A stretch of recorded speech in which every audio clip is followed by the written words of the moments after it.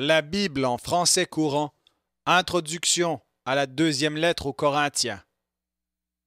Cette seconde lettre laisse apparaître des relations beaucoup plus tendues entre Paul et les chrétiens de Corinthe. Certains d'entre eux l'avaient gravement offensé et mettaient en doute la légitimité ou l'autorité de son titre d'apôtre.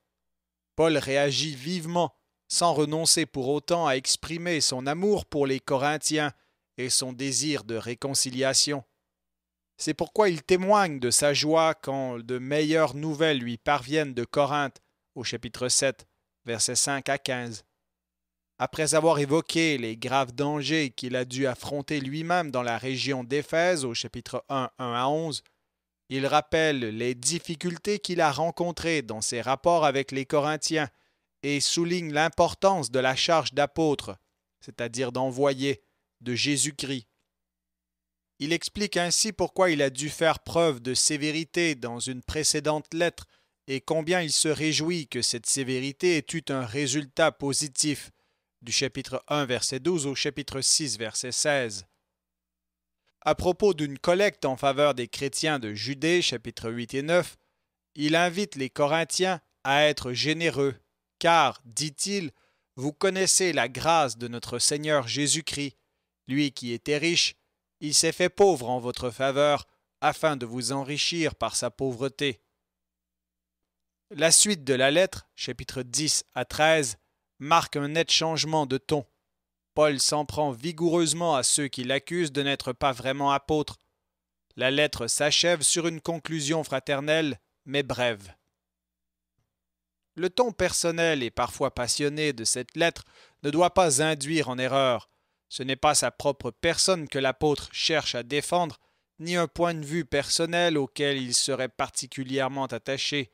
S'il lutte aussi fermement pour faire reconnaître son autorité d'apôtre, c'est pour que l'Évangile soit pleinement accepté et le Christ vraiment reconnu comme Seigneur.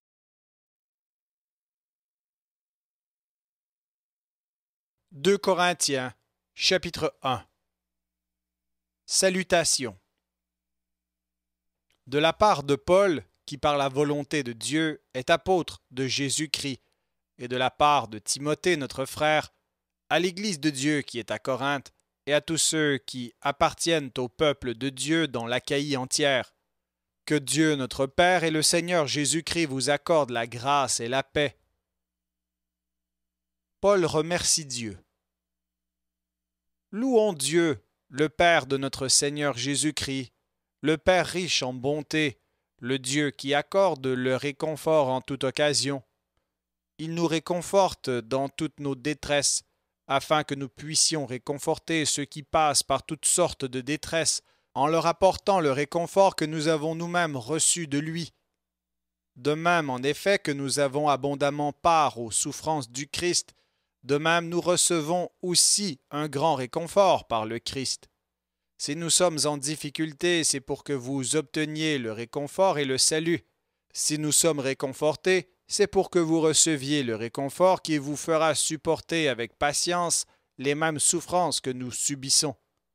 Ainsi, nous avons un ferme espoir à votre sujet, car nous le savons, comme vous avez part à nos souffrances, vous avez aussi part au réconfort qui nous est accordé.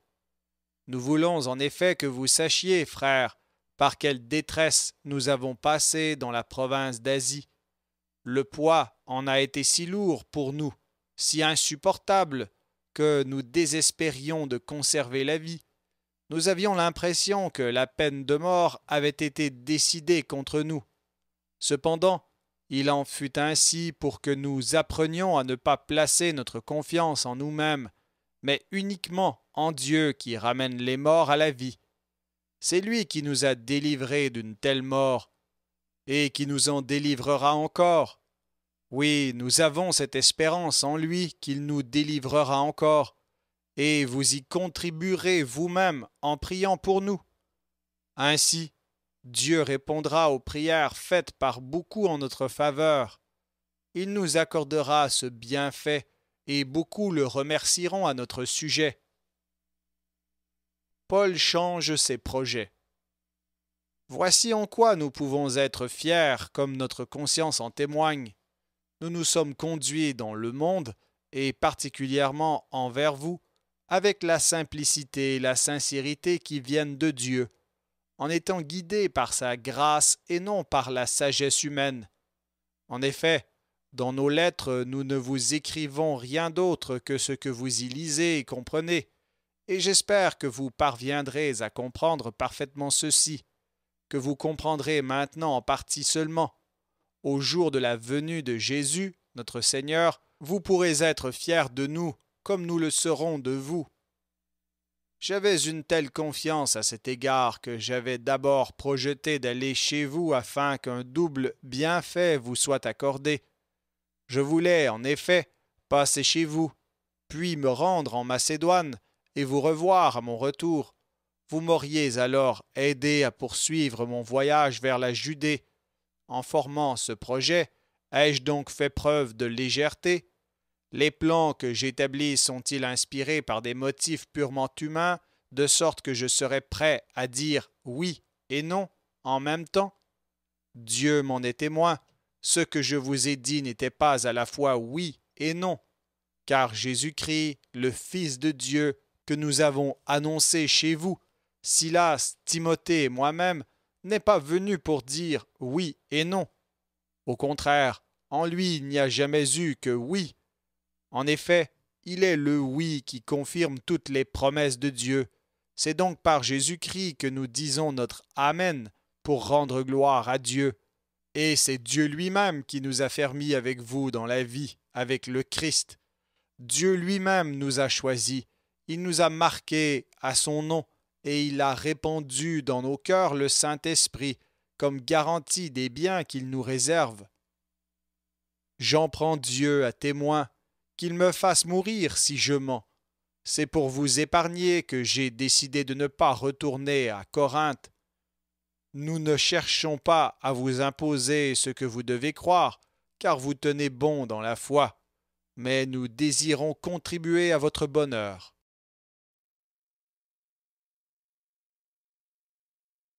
2 Corinthiens, chapitre 2. Ainsi, j'ai décidé de ne pas retourner chez vous pour ne pas vous attrister de nouveau. Car si je vous attriste, qui me donnera encore de la joie? Celui que j'aurais attristé le pourrait-il? Voilà pourquoi je vous ai écrit comme je l'ai fait. Je ne voulais pas, en arrivant chez vous, être attristé par les personnes mêmes qui devraient me donner de la joie. J'en suis en effet convaincu. Lorsque j'éprouve de la joie, vous aussi vous en êtes tous heureux. Oui, je vous ai écrit en pleine angoisse, le cœur lourd et avec beaucoup de larmes, non pour vous attrister, mais pour que vous sachiez à quel point je vous aime. Pardonner aux coupables.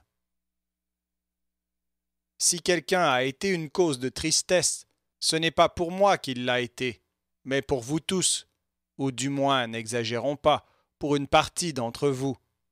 Il suffit pour cet homme d'avoir été blâmé par la majorité d'entre vous. C'est pourquoi, maintenant, vous devez plutôt lui pardonner et l'encourager pour éviter qu'une trop grande tristesse ne le conduise au désespoir. Par conséquent, je vous le demande, donnez-lui la preuve de votre amour à son égard. Voici en effet pourquoi je vous ai écrit. Je désirais vous mettre à l'épreuve pour voir si vous êtes toujours prêts à obéir à mes instructions. Quand vous pardonnez à quelqu'un une faute, je lui pardonne aussi. Et si je pardonne, pour autant que j'ai à pardonner quelque chose, je le fais pour vous devant le Christ, afin de ne pas laisser Satan prendre l'avantage sur nous. Nous connaissons en effet fort bien ses intentions. L'inquiétude de Paul à Troas. Quand je suis arrivé à Troas pour y annoncer la bonne nouvelle du Christ, j'ai découvert que le Seigneur m'y offrait une occasion favorable de le faire. Cependant, j'étais profondément inquiet parce que je n'avais pas trouvé notre frère Tite. C'est pourquoi j'ai fait mes adieux aux gens de Troas et je suis parti pour la Macédoine. La victoire en Jésus-Christ. Mais loué soit Dieu, car il nous entraîne sans cesse dans le cortège de victoire du Christ. Par nous, il fait connaître le Christ en tout lieu, comme un parfum dont l'odeur se répand partout. Nous sommes en effet comme un parfum à l'odeur agréable offert par le Christ à Dieu. Nous le sommes pour ceux qui sont sur la voie du salut et pour ceux qui se perdent. Pour les uns, c'est une odeur de mort qui mène à la mort, pour les autres, c'est une odeur de vie qui mène à la vie. Qui donc est qualifié pour une telle mission? Nous ne sommes pas comme tant d'autres qui se livrent au trafic de la parole de Dieu. Au contraire, parce que c'est Dieu qui nous a envoyés, nous parlons avec sincérité en sa présence, en communion avec le Christ.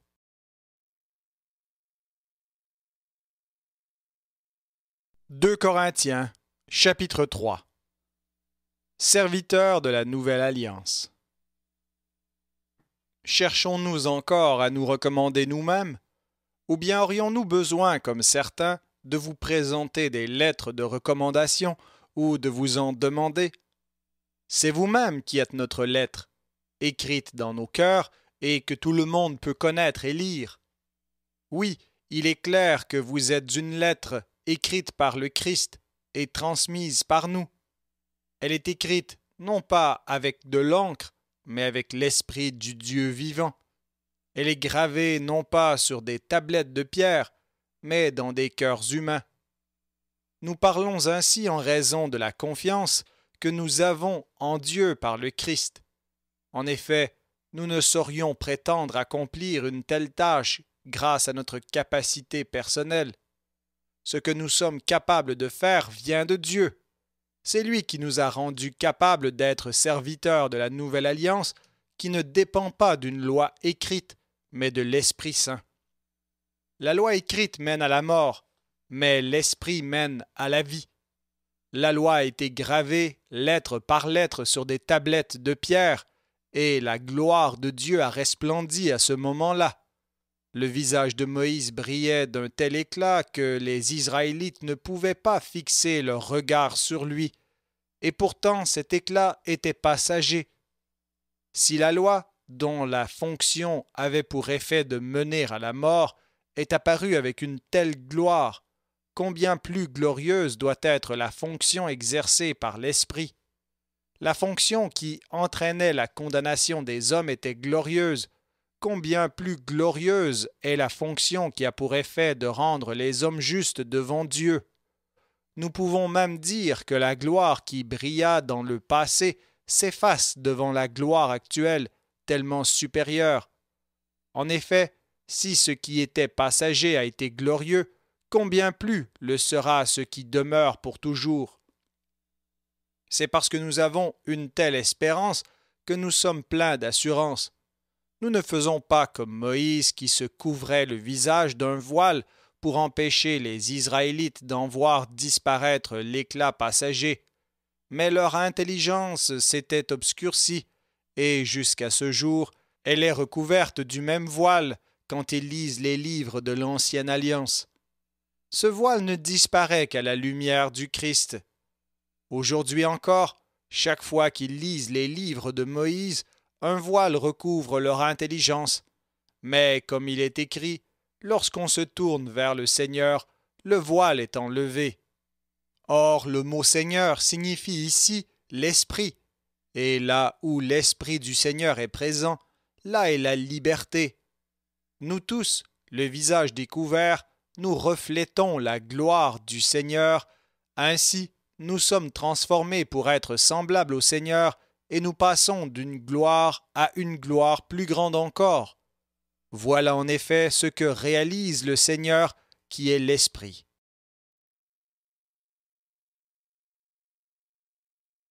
« 2 Corinthiens, chapitre 4. Un trésor spirituel dans des vases d'argile. Dieu, dans sa bonté, nous a confié cette tâche, et c'est pourquoi nous ne perdons pas courage. Nous avons renoncé à toute action cachée ou honteuse. Nous agissons sans ruse et nous ne falsifions pas la parole de Dieu. Au contraire, nous faisons connaître clairement la vérité et nous nous rendons ainsi recommandables au jugement de tout être humain devant Dieu. Cependant, si la bonne nouvelle que nous annonçons paraît obscure, elle ne l'est que pour ceux qui se perdent. Ils ne croient pas parce que Satan, le Dieu de ce monde, a aveuglé leur intelligence. Ce Dieu les empêche de voir la lumière diffusée par la bonne nouvelle de la gloire du Christ, lequel est l'image même de Dieu. En effet, dans notre prédication, ce n'est pas nous-mêmes que nous annonçons, mais Jésus-Christ comme Seigneur. Quant à nous, nous déclarons être vos serviteurs à cause de Jésus. Dieu a dit autrefois que la lumière brille du milieu de l'obscurité. Eh bien, c'est lui aussi qui a fait briller sa lumière dans nos cœurs pour nous donner la connaissance lumineuse de sa gloire divine qui resplendit sur le visage du Christ. Mais nous portons ce trésor spirituel en nous comme en des vases d'argile pour qu'il soit clair que cette puissance extraordinaire vient de Dieu et non de nous. Nous sommes accablés de toutes sortes de souffrances, mais non écrasés, inquiets, mais non désespérés, persécutés, mais non abandonnés, jetés à terre, mais non anéantis. Nous portons sans cesse dans notre corps la mort de Jésus, afin que sa vie se manifeste aussi dans notre corps. Bien que vivants, nous sommes sans cesse exposés à la mort à cause de Jésus, afin que sa vie se manifeste aussi dans notre corps mortel. Ainsi, la mort agit en nous pour que la vie agisse en vous. L'Écriture déclare « J'ai cru, c'est pourquoi j'ai parlé ». Nous aussi, dans le même esprit de foi, nous croyons et c'est pourquoi nous parlons. Nous savons en effet que Dieu, qui a ramené le Seigneur Jésus de la mort à la vie, nous ramènera aussi à la vie avec Jésus et nous fera paraître avec vous en sa présence. Tout ce que nous endurons, c'est pour vous. De cette façon, la grâce de Dieu atteint de plus en plus de personnes, en augmentant ainsi le nombre de prières de reconnaissance exprimées à la gloire de Dieu. Vivre par la foi. C'est pourquoi nous ne perdons jamais courage. Même si notre être physique se détruit peu à peu, notre être spirituel se renouvelle de jour en jour. La détresse que nous éprouvons en ce moment est légère en comparaison de la gloire abondante et éternelle, tellement plus importante qu'elle nous prépare. Car nous portons notre attention non pas sur ce qui est visible, mais sur ce qui est invisible. Ce qui est visible est provisoire, mais ce qui est invisible dure toujours.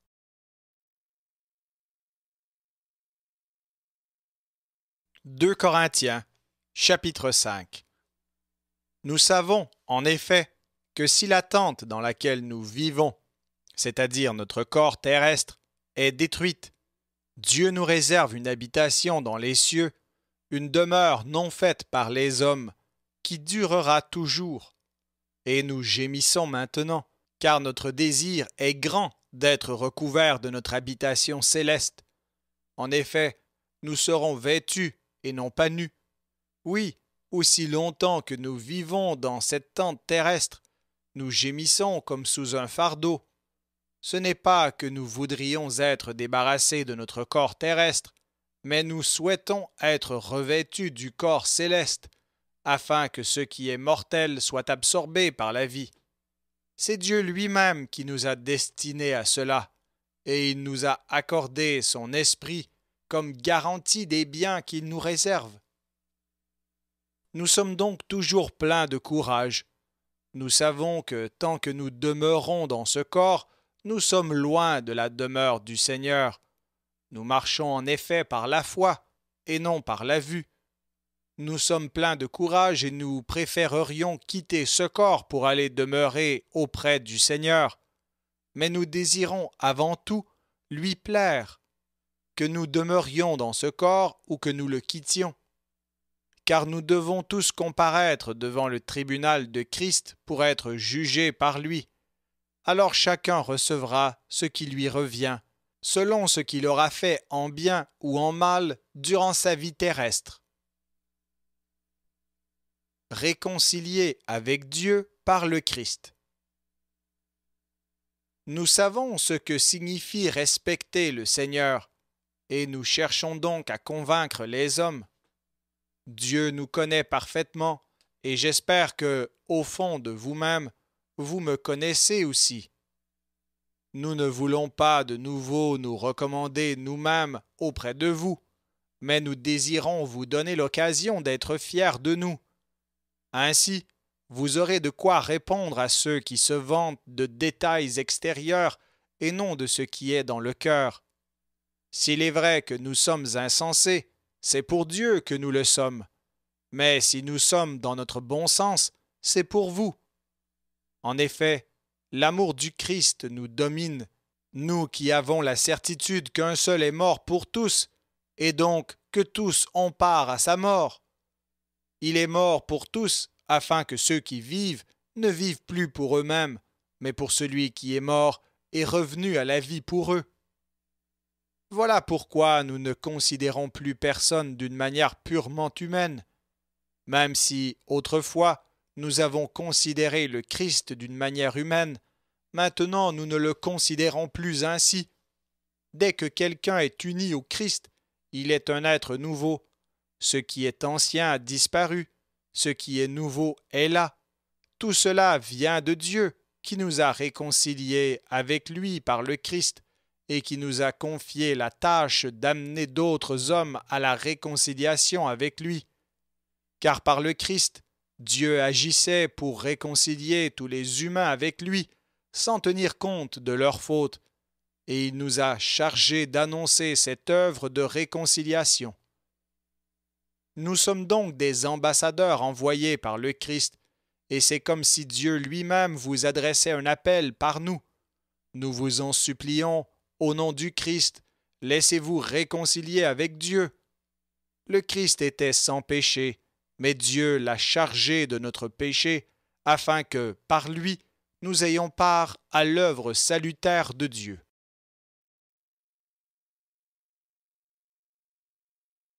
2 Corinthiens, chapitre 6. Ainsi, puisque nous collaborons avec Dieu, nous vous en supplions, ne négligez pas la grâce que vous avez reçue de lui. Dieu déclare en effet, au moment où se manifestait ma faveur, je t'ai écouté. Au jour du salut, je suis venu à ton secours. Eh bien, voici maintenant le moment d'accepter la faveur de Dieu. Voici le jour du salut.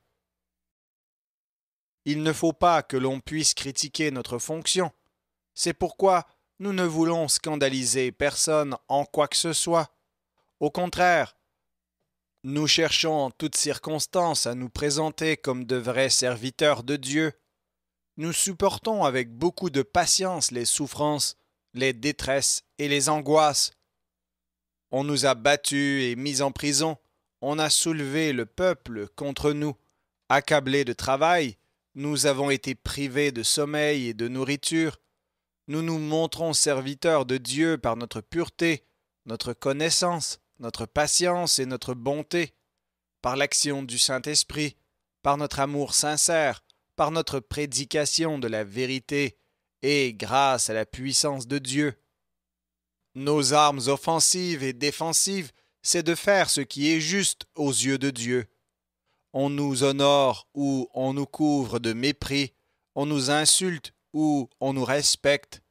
On nous regarde comme des menteurs alors que nous disons la vérité, comme des inconnus alors que nous sommes bien connus, comme des mourants alors que nous sommes bien vivants. On nous punit sans pourtant nous exécuter, on nous attriste et pourtant nous sommes toujours joyeux. Nous sommes pauvres, mais nous enrichissons beaucoup de gens. Nous paraissons ne rien savoir, nous qui en réalité possédons tout. Nous vous avons parlé franchement, chers amis corinthiens. Nous vous avons largement ouvert notre cœur. Nous ne vous avons pas refusé notre affection, mais c'est vous qui avez fermé votre cœur. Alors, je m'adresse à vous comme à mes enfants. Répondez à notre affection. Ouvrez-nous largement votre cœur. Mise en garde contre des influences païennes. N'allez pas vous placer sous le même joug que les incroyants, d'une manière absurde. Comment en effet ce qui est juste pourrait-il s'associer à ce qui est mauvais? Comment la lumière pourrait-elle s'unir à l'obscurité? Comment le Christ pourrait-il s'entendre avec le diable? Ou bien, qu'est-ce qu'un croyant peut avoir en commun avec un incroyant? Quel accord peut-il y avoir entre le temple de Dieu et les idoles païennes? Car nous sommes, nous, le temple du Dieu vivant, comme Dieu lui-même l'a dit. Je demeurerai et je marcherai avec eux, je serai leur Dieu et ils seront mon peuple. C'est pourquoi vous devez les quitter et vous séparer d'eux. Ne touchez à rien d'impur, et moi je vous accueillerai. Je serai un père pour vous, et vous serez des fils et des filles pour moi, dit le Seigneur Tout-Puissant.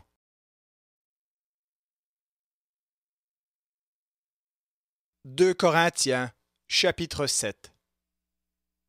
Toutes ces promesses sont valables pour nous, mes chers amis. C'est pourquoi purifions-nous de tout ce qui salit le corps ou l'âme, et efforçons-nous d'être parfaitement saints en vivant dans le respect de Dieu. La joie de Paul. Faites-nous une place dans votre cœur. Nous n'avons causé de tort à personne. Nous n'avons ruiné personne. Nous n'avons exploité personne. Je ne dis pas cela pour vous condamner. En effet, comme je l'ai déjà affirmé, vous nous êtes si chers que nous sommes unis pour la vie ou pour la mort. J'ai une grande confiance en vous. Je suis très fier de vous. Dans toutes nos détresses, je demeure plein de courage et je déborde de joie. En fait, même à notre arrivée en Macédoine, nous n'avons connu aucun répit. Nous avons rencontré toutes sortes de difficultés, des conflits autour de nous, des craintes au-dedans de nous. Mais Dieu, qui relève le courage de ceux qui sont abattus, nous a réconfortés par l'arrivée de Tite. Et ce n'est pas seulement son arrivée qui a produit cet effet, mais encore son rapport sur la façon dont vous l'avez lui-même réconforté. Il nous a parlé de votre désir de me revoir, de votre tristesse, de votre zèle à me défendre, et voilà pourquoi ma joie est d'autant plus grande. En effet, même si la lettre que je vous ai écrite vous a attristé, je ne le regrette pas maintenant. J'ai pu le regretter quand j'ai constaté que cette lettre vous avait attristé momentanément, mais maintenant je me réjouis, non pas de vous avoir attristé, mais de ce que votre tristesse vous a fait changer de comportement. Cette tristesse était telle que Dieu la voulait, si bien que nous ne vous avons causé aucun tort, car la tristesse conforme au plan de Dieu produit un changement de comportement qui conduit au salut, sans qu'on ait à le regretter. Mais la tristesse causée par les soucis de ce monde produit la mort. Voyez maintenant les résultats de votre tristesse selon Dieu. Quelle bonne volonté de votre part, quel empressement à présenter votre défense, quelle indignation, quelle crainte, quel désir de me revoir, quel zèle, quelle ardeur à punir le mal.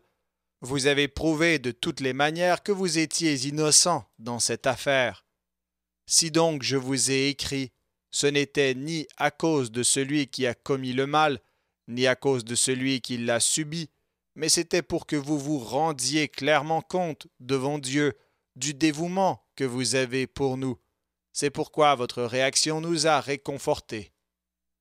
Nous n'avons pas seulement reçu du réconfort, nous avons ressenti une joie bien plus grande encore en voyant combien Tite était heureux de la façon dont vous tous l'avez rassuré.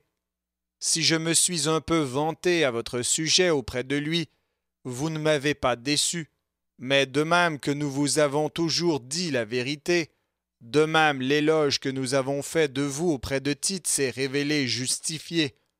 En effet, Son affection pour vous est encore plus grande lorsqu'il se rappelle comment vous avez tous obéi et comment vous l'avez accueilli humblement avec respect. Je me réjouis de pouvoir compter sur vous en tout.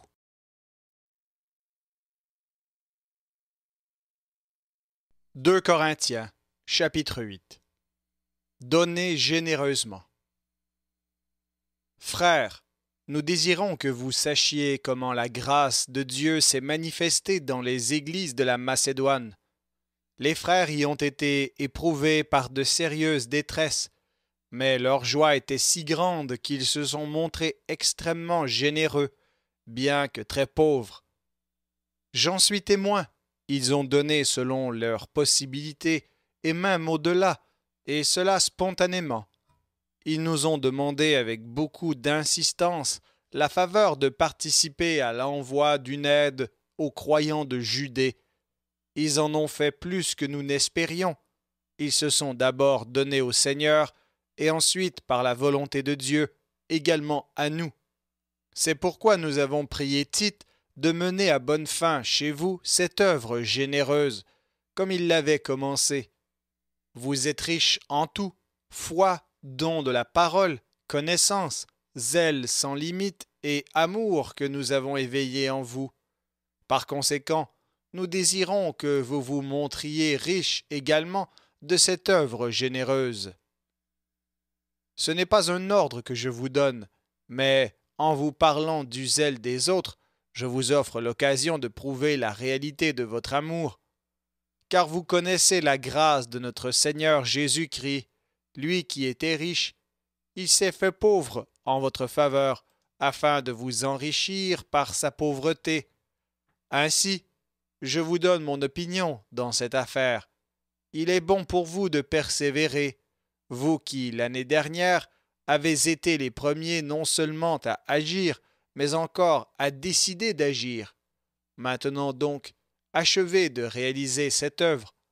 Mettez autant de bonne volonté à l'achever que vous en avez mis à la décider, et cela selon vos moyens.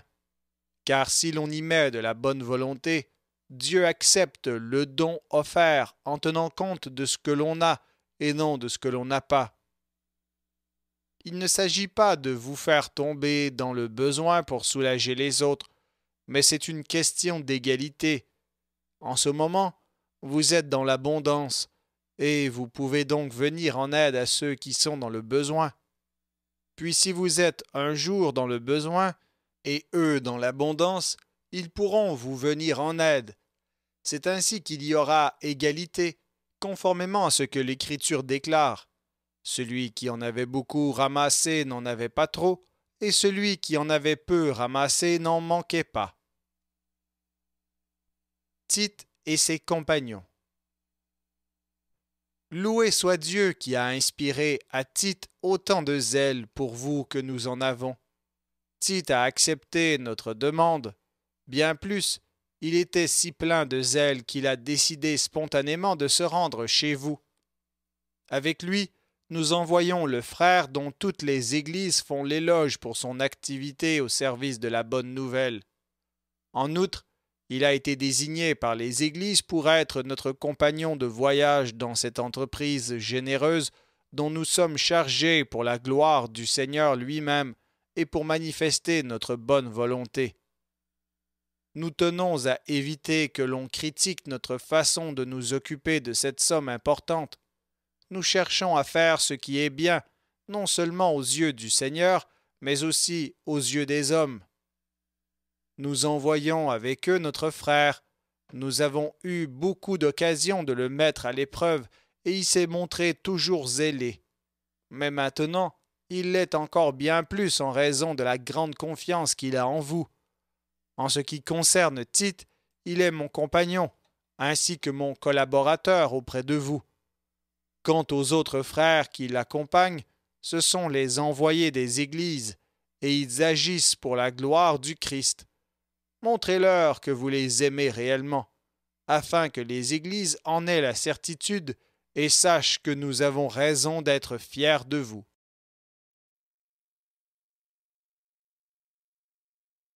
2 Corinthiens, chapitre 9. L'aide en faveur des frères. Il est vraiment inutile que je vous écrive au sujet de l'aide destinée aux croyants de la Judée. Je connais en effet votre bonne volonté, et j'ai exprimé ma fierté à votre sujet auprès des Macédoniens en disant « Les frères d'Achaïe sont prêts à donner depuis l'année dernière. Votre zèle a stimulé la plupart d'entre eux. Cependant, je vous envoie quelques frères, afin que l'éloge que nous avons fait de vous à ce sujet ne se révèle pas immérité. Je désire que vous soyez réellement prêts, comme je l'ai dit. Autrement, si les Macédoniens venaient avec moi et ne vous trouvaient pas prêts, nous serions couverts de honte de nous être sentis si sûrs de vous, pour ne rien dire de la honte qui serait la vôtre.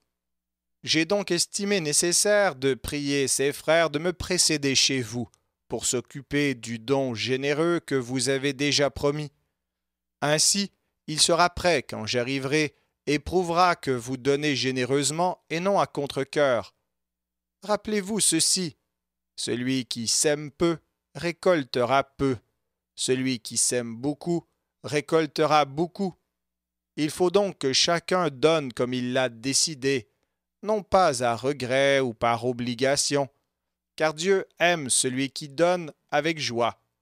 Et Dieu a le pouvoir de vous combler de toutes sortes de biens, afin que vous ayez toujours tout le nécessaire et, en plus, de quoi contribuer à toutes les œuvres bonnes.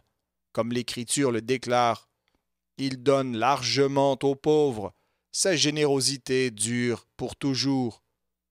Dieu qui fournit la semence au semeur et le pain qui le nourrit, vous fournira toute la semence dont vous avez besoin et la fera croître pour que votre générosité produise beaucoup de fruits.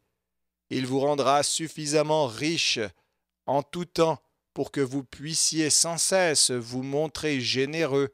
Ainsi, beaucoup remercieront Dieu pour les dons que nous leur transmettrons de votre part, car ce service que vous accomplissez ne pourvoit pas seulement aux besoins des croyants, mais il suscite encore de très nombreuses prières de reconnaissance envers Dieu.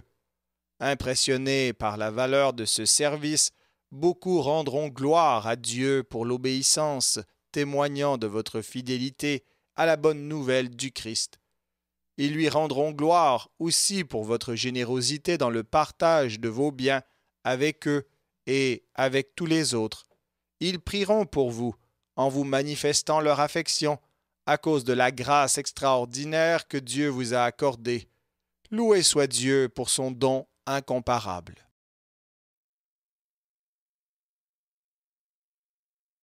2 Corinthiens, chapitre 10. Paul défend son ministère.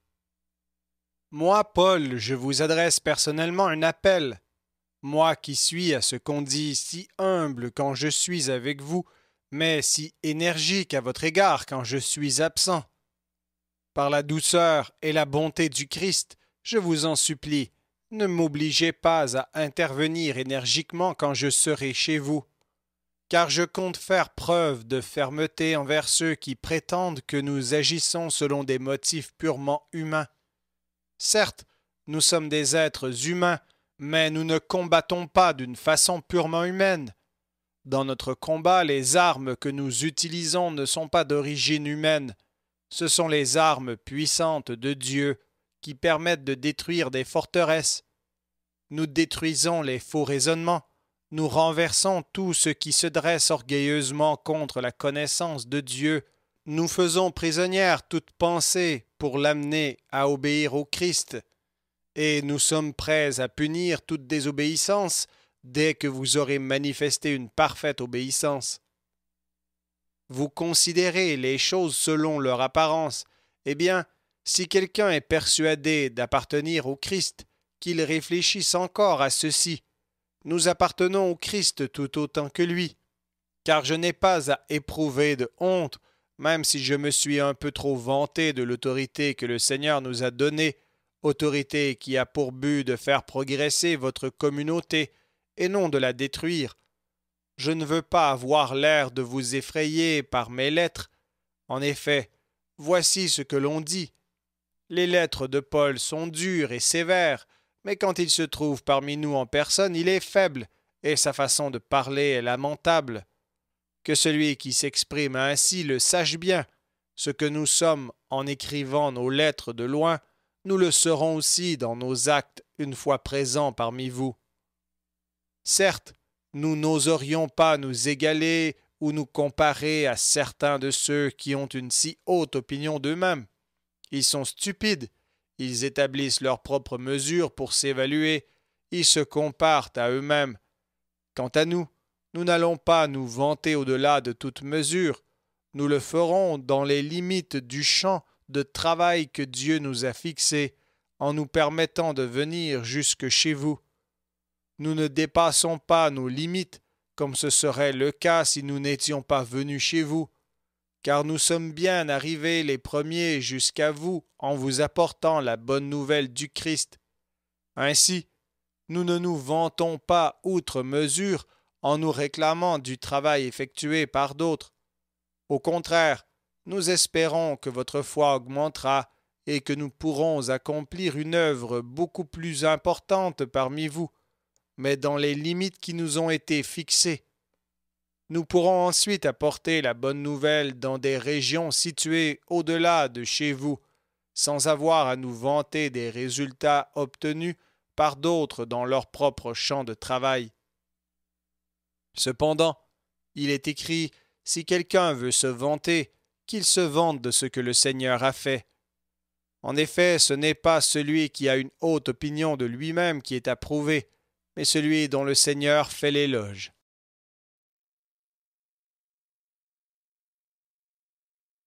2 Corinthiens, chapitre 11. Paul et les faux apôtres. Ah, je souhaite que vous supportiez un peu de folie de ma part. Eh bien oui, supportez-moi.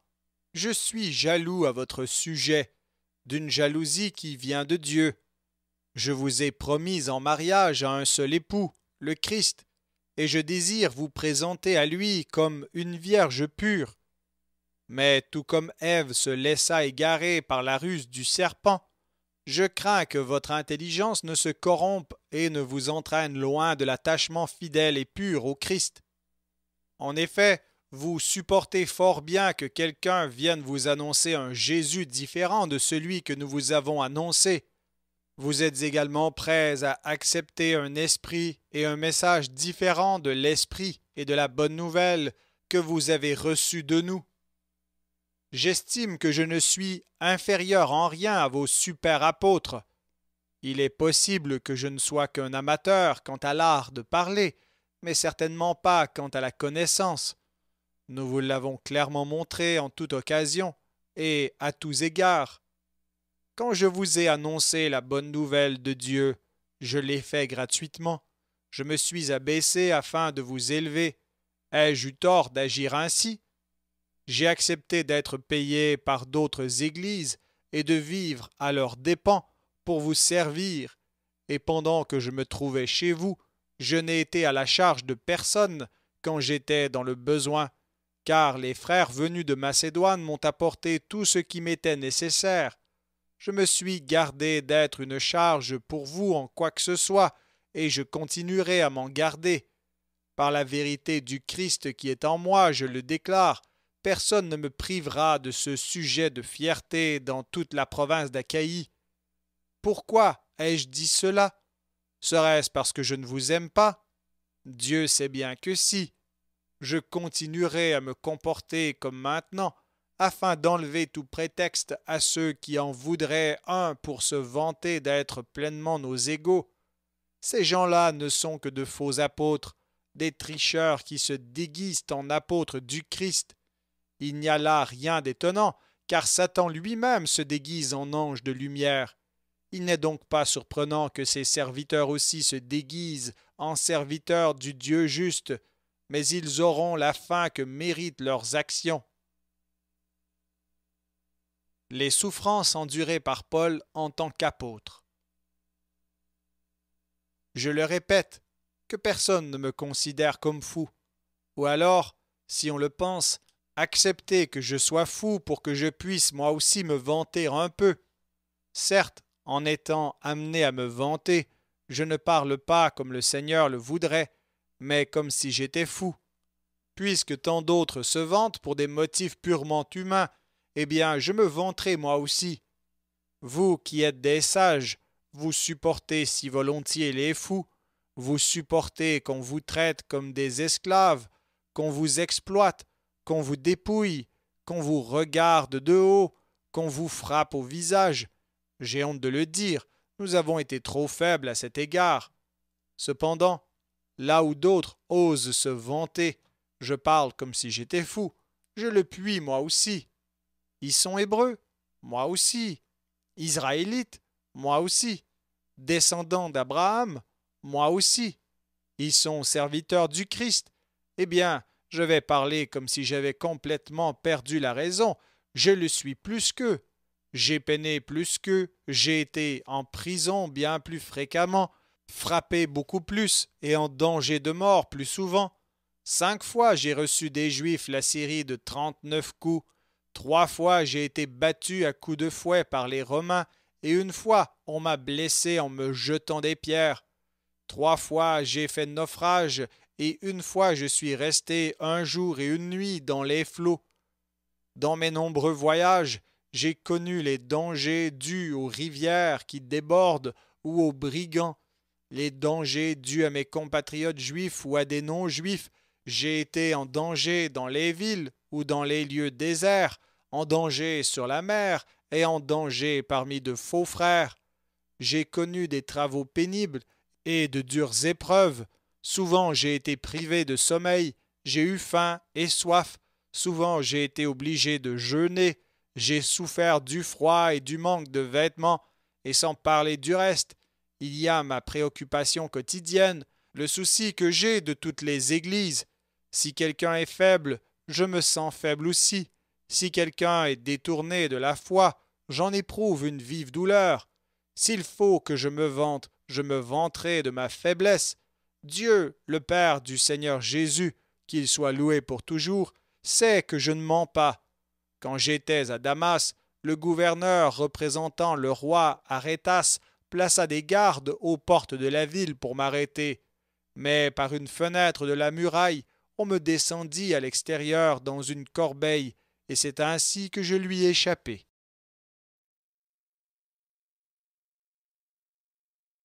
2 Corinthiens, chapitre 12.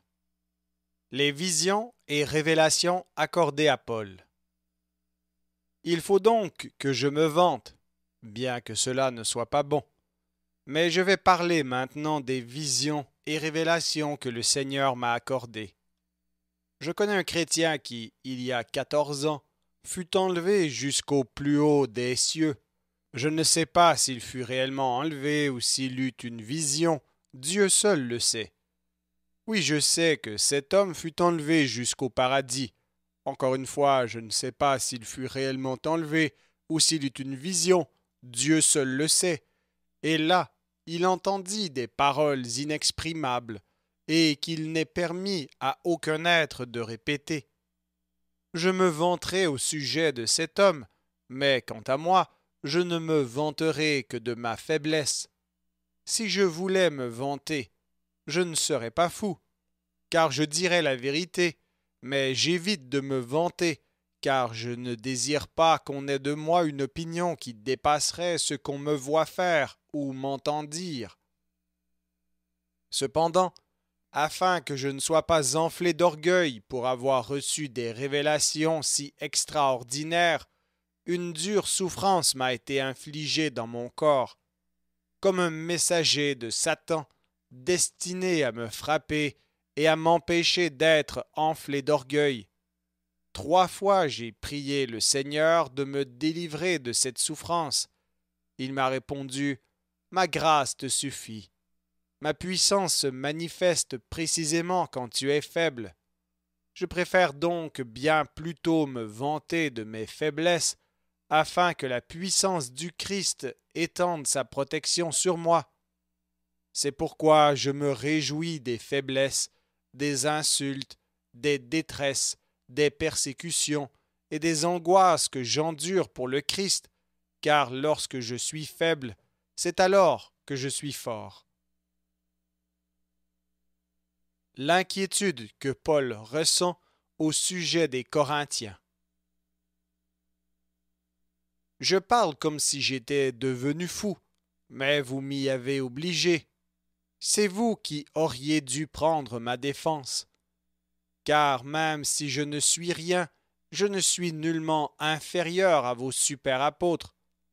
Les actes qui prouvent que je suis apôtre ont été réalisés parmi vous avec une patience parfaite.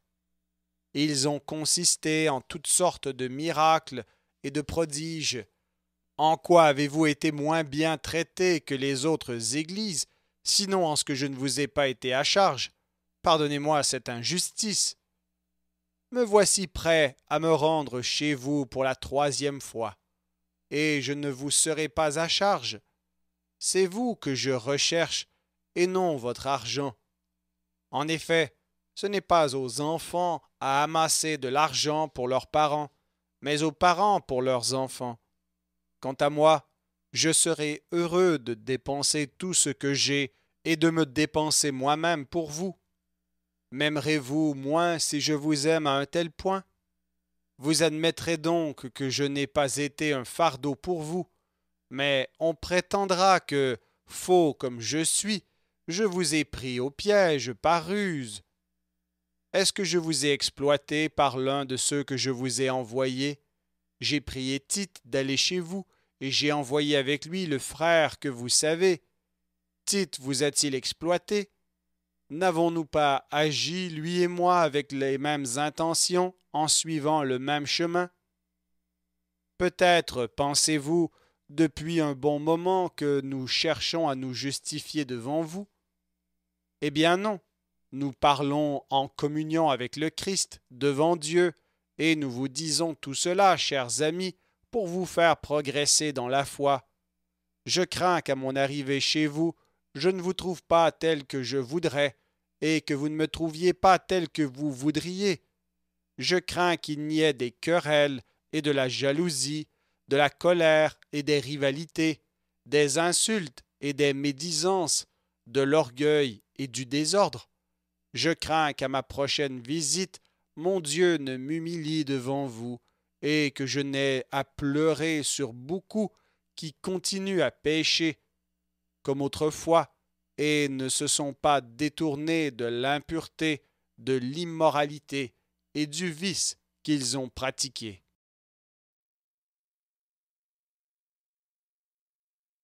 2 Corinthiens, chapitre 13. Derniers avertissements et salutations. C'est la 3e fois que je vais me rendre chez vous. Comme il est écrit, toute affaire doit être réglée sur le témoignage de 2 ou de 3 personnes. J'ai un avertissement à donner à ceux qui ont péché autrefois, et à tous les autres. Je l'ai déjà donné durant ma seconde visite chez vous, mais je le répète maintenant que je suis absent. La prochaine fois que j'irai vous voir, je ne serai indulgent pour personne. Vous désirez la preuve que le Christ parle par moi, et vous l'aurez. Le Christ n'est pas faible à votre égard, mais il manifeste sa puissance parmi vous.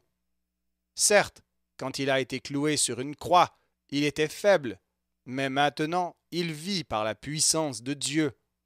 Dans l'union avec lui, nous sommes faibles nous aussi, mais nous vous le montrerons, nous vivons avec lui par la puissance de Dieu. Mettez-vous à l'épreuve, examinez vous-même si vous vivez dans la foi. Vous reconnaissez que Jésus-Christ est parmi vous, n'est-ce pas? À moins que l'examen ne soit un échec pour vous. Cependant, je l'espère, vous reconnaîtrez que nous n'avons pas échoué. Nous prions Dieu que vous ne fassiez aucun mal. Nous désirons non pas démontrer par là notre réussite, mais vous voir pratiquer le bien, même si nous semblons échouer, car nous ne pouvons rien faire contre la vérité de Dieu. Nous ne pouvons qu'agir pour elle. Nous nous réjouissons quand nous sommes faibles, tandis que vous êtes forts. Par conséquent, nous demandons aussi dans nos prières que vous deveniez parfaits. Voici pourquoi je vous écris tout cela en étant loin de vous. c'est pour ne pas avoir, une fois présent, à vous traiter durement avec l'autorité que le Seigneur m'a donnée, autorité qui a pour but de faire progresser votre communauté et non de la détruire. Et maintenant, frères, adieu. Tendez à la perfection, encouragez-vous les uns les autres, mettez-vous d'accord, vivez en paix, et le Dieu d'amour et de paix sera avec vous. Saluez-vous les uns les autres d'un baiser fraternel. Tous les croyants vous adressent leurs salutations. Que la grâce du Seigneur Jésus-Christ, l'amour de Dieu et la communion du Saint-Esprit soient avec vous tous.